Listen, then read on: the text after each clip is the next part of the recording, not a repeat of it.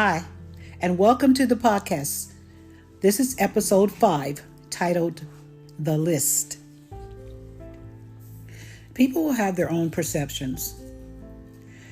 In this podcast, I will tell you about the things I've actually experienced that correlate to particular situations. Now, my books do explain those situations in more detail. For now, let me continue with the list. The list is my documented episodes.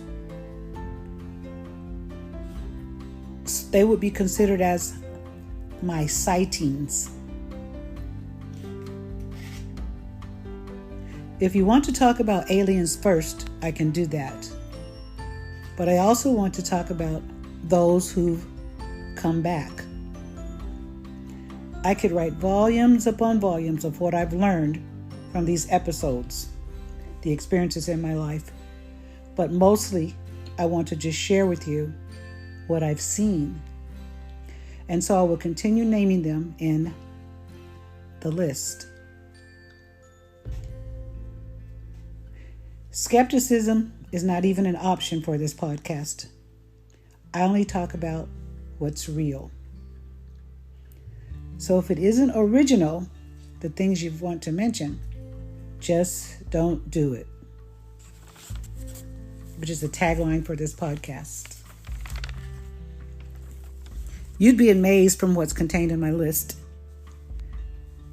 because they have been original sightings. Now, I mentioned the squigglies in last week's podcast. The squigglies were a discussion among 2 or more people. That's what this reference was about. It is an original story of 2 entities talking, although I couldn't see them. What I saw was the air in front of me thickening. And in that air pod, as I want to call it, that's where I heard the noise. The noises of high-pitched sounding words that I could make out. I could hear them. Their voices were clear. Once you listened in, which I did, I put one ear to the airwaves and listened in. That's how it happened. And they had a specific message. I don't talk about it here, what they've actually said. You can read about that. Read about it in my book. Just know that you can hear voices through the thickening of air mass. It's entirely possible, because it happened to me once. I heard them loud and clear, and I must admit afterwards, I was scared. Not because I heard them, but because of what they said. Let's continue on the list. I've seen birds that have interacted with me in a strange manner. They come before me as a presence. And I only came to know that,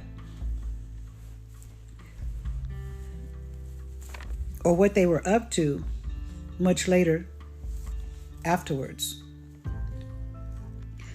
But it had been happening so often throughout the years that I had started, or I attempted to take pictures, because usually I'd have my phone with me.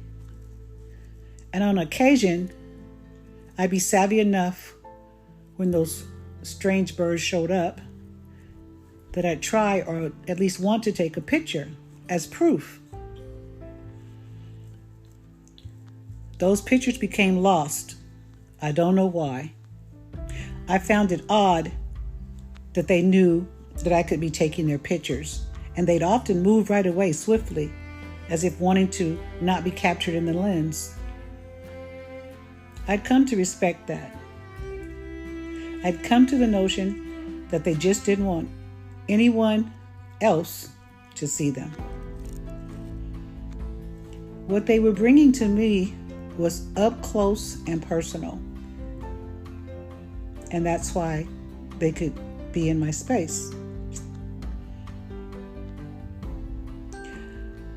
I learned that I'd have to live with not ever having or getting the chance to film them. Not having an explanation, on film at least, of why they were there. For others, I get it. I get those feelings that they wanted to remain just birds. Mostly these were crows. The birds we feel most ominous about. I wonder why.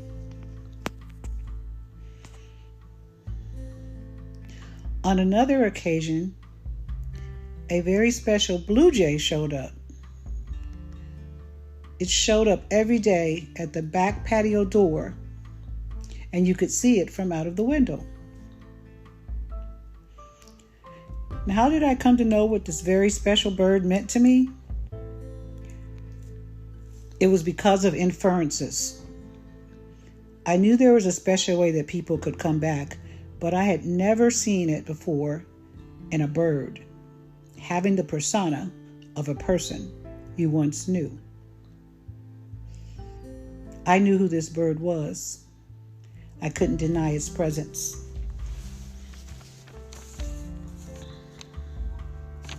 Now, I only can include a few episodes of my sightings that's contained in my list with each week's podcast.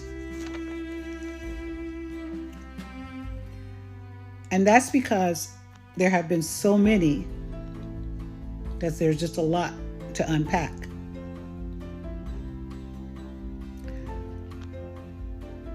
Now, in future episodes with this podcast, I may also bring you special episodes about sightings and encounters I've had that were not contained in my books.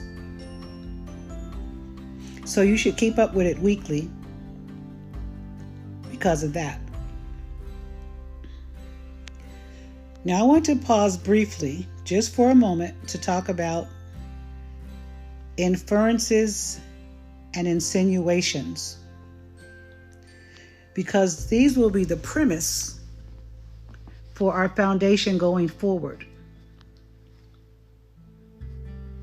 If you want to understand what I have gone through, then you must know what inferences and insinuations imply. Short break. Be right back.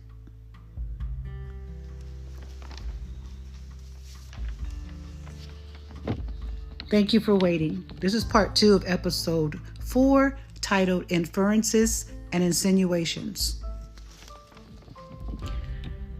We can only infer about what the presence has brought us. We can only insinuate about them as well. We really cannot just conjure up things. Nobody can, and we shouldn't want to. That would be my first disclaimer. It's that we don't get to see ghosts on our own terms. Those ghosts, as we want to call them, will enter our space at any given time. I personally think that they have a mission, and that has been my experience with them. With dreams, we can have a ghostly presence, with figures in our dreams showing up as they want. But you would also have to have those inferences as to who they could be. Even when they show up as themselves, you might not get meaning. So you would have to imply it from the situation, insinuating that's what they have shown up for. Now, in next week's podcast, I'll talk more about those messages and how they became real.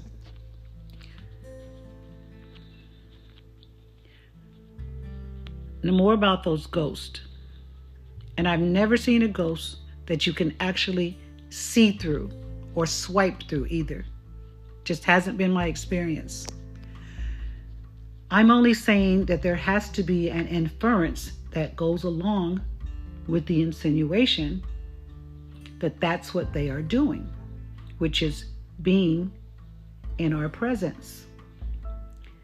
A presence that can be occupied through space and time, whether as our dreams or not. Being there is being present, whether or not we could feel them, as in swiping with our hands. That's another thing altogether. Just know that to have presence, there must also be inferences and insinuation. Otherwise, those folks are not really there.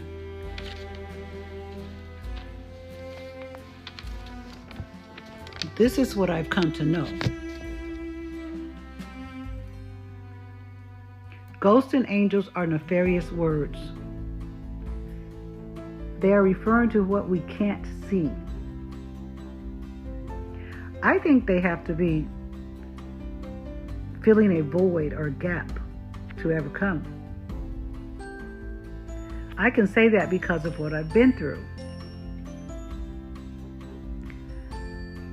The closest I've come to not actually seeing something was with the squigglies, when the air had moved swiftly. But even then, I could hear them as I saw the air's movement. That was how I knew that their voices were coming through. So it had to be the atmosphere, I guess, to fulfill this purpose, because they had wanted me to hear what they were saying.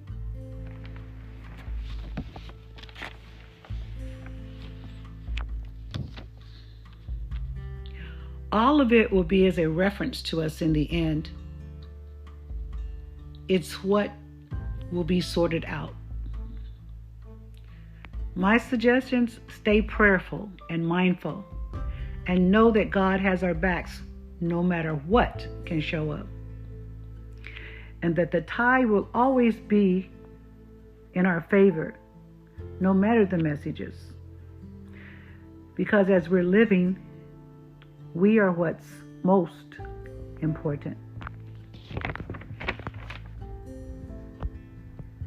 They show up for warnings, because they care about us. They want to see that we're okay, and to express that they could be okay too. I know this just based off of what I've experienced.